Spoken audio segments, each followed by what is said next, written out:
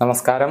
Raf talks ഫുട്ബോളിലേക്ക് ഏവർക്കും സ്വാഗതം. ഈ ഇന്റർനാഷണൽ ബ്രേക്കിൽ രണ്ട് വമ്പൻ മത്സരങ്ങളാണ് സൗത്ത് അമേരിക്കൻ കരുത്തരായ ബ്രസീലിന് കളിക്കാനുള്ളത്.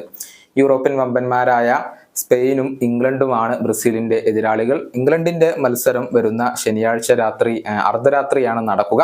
സ്പെയിനെതിരെയുള്ള മത്സരം ചൊവ്വാഴ്ച രാത്രിയും നടക്കും. ഇംഗ്ലണ്ടിനെതിരെ പ്രശസ്തമായ വെംബ്ലിയിൽ വെച്ചുകൊണ്ടും അതുപോലെ തന്നെ സ്പെയിനിനെതിരെ സാന്റിയാഗോ ബെർണാബുവിൽ വെച്ചുകൊണ്ടുമാണ് ബ്രസീൽ ഈ ഒരു മത്സരങ്ങൾ കളിക്കുക. അവസാനമായി കളിച്ച 4 മത്സരങ്ങളിൽ 3ലും പരാജയപ്പെട്ടുകൊണ്ടാണ് ബ്രസീൽ ഇപ്പോൾ വരുന്നത്. ഏറ്റവും ഒടുവിൽ അർജന്റീനയോടാണ് ബ്രസീൽ പരാജയപ്പെട്ടിട്ടുള്ളത്. അവസാനത്തെ 4 മത്സരങ്ങളിൽ ഒന്നിൽ പോലും വിജയിക്കാൻ ബ്രസീലിന് കഴിഞ്ഞിട്ടില്ല എന്നുള്ളതാണ്. ഇങ്ങനെ വളരെ ബുദ്ധിമുട്ടേറിയ ഒരു സമയത്തിലൂടെയാണ് ബ്രസീലിന്റെ ദേശീയ ടീം ഇപ്പോൾ കടന്നുപോയിക്കൊണ്ടിരിക്കുന്നത്. അതുകൊണ്ട് തന്നെ ഈ ഒരു യൂറോപ്യൻ എതിരാളികൾക്കെതിരെയുള്ള മത്സരം അത് ബ്രസീലിനെ സംബന്ധിച്ചിടത്തോളം കടുത്ത പരീക്ഷണമായിരിക്കും. ഇക്കാര്യം അവരുടെ സൂപ്പർ താരമായ ബ്രൂണോ ഗുയിമറസ് തന്നെ പ്രഡിക്റ്റ് ചെയ്തിട്ടുണ്ട്. അദ്ദേഹത്തിന്റെ വാക്കുകൾ ഇങ്ങനെയാണ്: ഞങ്ങളെ സംബന്ധിച്ചിടത്തോളം ഈ 2 മത്സരങ്ങളും വലിയ പരീക്ഷണങ്ങളാണ്. ഞങ്ങളുടെ പരിശീലകന്റെ ആദ്യ മത്സരമാണ്, അദ്ദേഹത്തോടൊപ്പമുള്ള ആദ്യ ആഴ്ചയാണ്. ഞങ്ങൾ ചില കോൺസെപ്റ്റുകൾ മാറ്റാൻ ശ്രമിച്ചിട്ടുണ്ട്, അദ്ദേഹത്തിന്റെ ഐഡിയ ഞങ്ങൾ മനസ്സിലാക്കിയിട്ടുണ്ട്.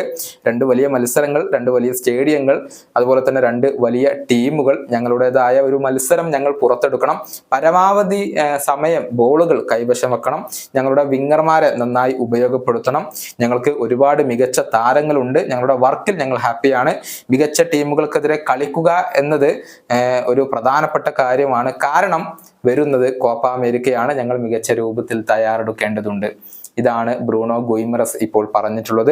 ഇതിനു മുൻപ് നടന്ന പത്രസമ്മേളനത്തിൽ മറ്റൊരു ബ്രസീലിയൻ സൂപ്പർ താരമായ ലുക്കാസ് പക്കേറ്റയും ഇതിന് സമാനമായ ഒരു ഉത്തരം തന്നെയാണ് നൽകിയിട്ടുള്ളത്. കോപ്പ അമേരിക്കയ്ക്ക് വേണ്ടി മികച്ച രൂപത്തിൽ തയ്യാറെടുക്കുന്നതിന്റെ ഭാഗമായിക്കൊണ്ടാണ് യൂറോപ്പിലെ കരുത്തർക്കെതിരെ ഇപ്പോൾ ബ്രസീൽ ഈ ഒരു സൗഹൃദ മത്സരങ്ങൾ സംഘടിപ്പിച്ചിട്ടുള്ളത്.